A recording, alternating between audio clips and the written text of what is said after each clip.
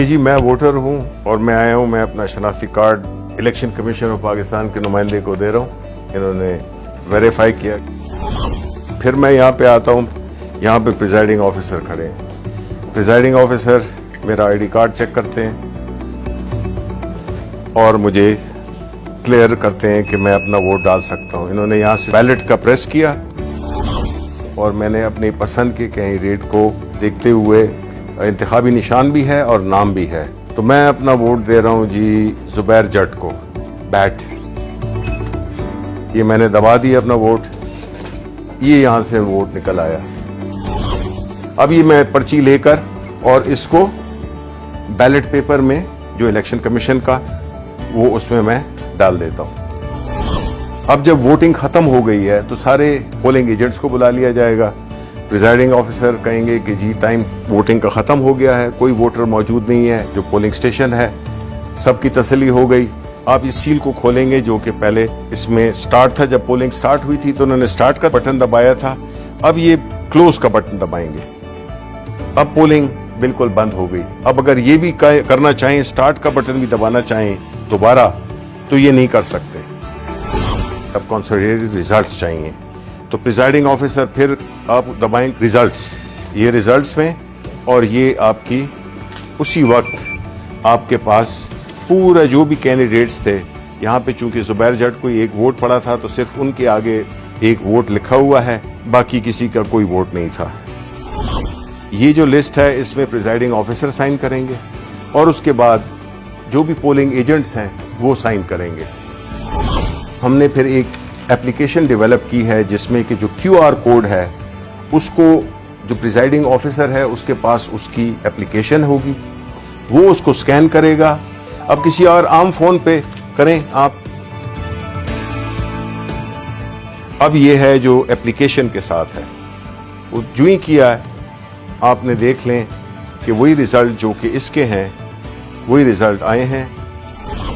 इसको हमने रिले करना है वापस इलेक्शन कमीशन ऑफ पाकिस्तान के हेडक्वार्टर को। वो फिर एक टेक्नोलॉजी जिसको कि ब्लॉकचेन टेक्नोलॉजी कहते हैं, उसके इस्तेमाल से कुछ सेकंड में ये जो है तो रिले हो जाएगी और पहुंच जाएगी एक बहुत ही छोटी फाइल की सूरत में, किलोबाइट्स में मेरा ख्याल है, किलोबाइट्स में पहुंच जाएगी। तो ना सिस्टम बैठेगा और ना कोई और कॉम्प्लिकेशन आएगी।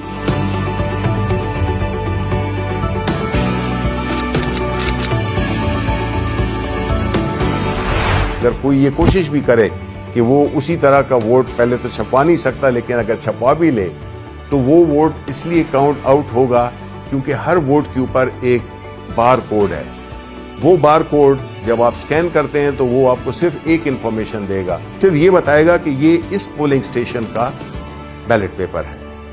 तो हमें जब पोस्ट ऑडिट इलेक्शन किसी को एतराज हो सकता है तो तब भी ये इंफॉर्मेशन के टाइम और जो पोलिंग स्टेशन है सिर्फ उसकी इंफॉर्मेशन होगी, जो कि सबको दिखाई भी जा सकती है। ब्लॉकचेन टेक्नोलॉजी का जो बुनियादी कॉन्सेप्ट है वो यही है कि उसको चूंकि मल्टीपल उसकी लेजर्स होते हैं तो उसको कोई चेंज नहीं कर सकेगा, ऑल्टर नहीं कर सकेगा। तो इसलिए जो मसला था RTS का, जिसकी वजह से इसको इस पूरे अमल को एक बदनामी का सामना करना पड़ा, उसका हल भी हमने निकाल दिया है।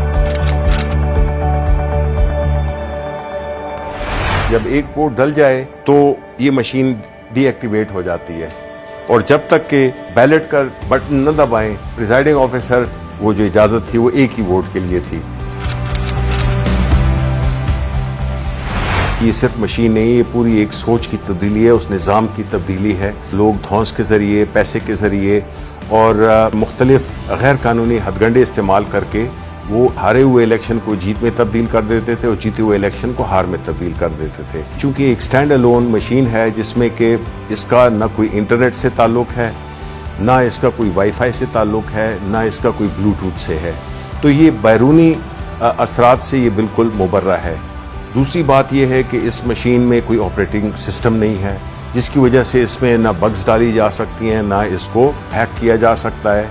जो कोई बदउनवानी हो सकती है या कोई शैतानी हो सकती है कि कोई इसमें एल्फी डाल दे बटन्स में, तब भी इसकी मशीन की परफॉर्मेंस में फ़र्क नहीं पड़ेगा। कोई कील लगाने की कोशिश करे तो भी नहीं होगा, पिन लगाने की, पानी फेंकने की, कोई और लिक्विड फेंकने की, इसकी परफॉर्मेंस को बिल्कुल अफेक्ट नहीं कर सकता।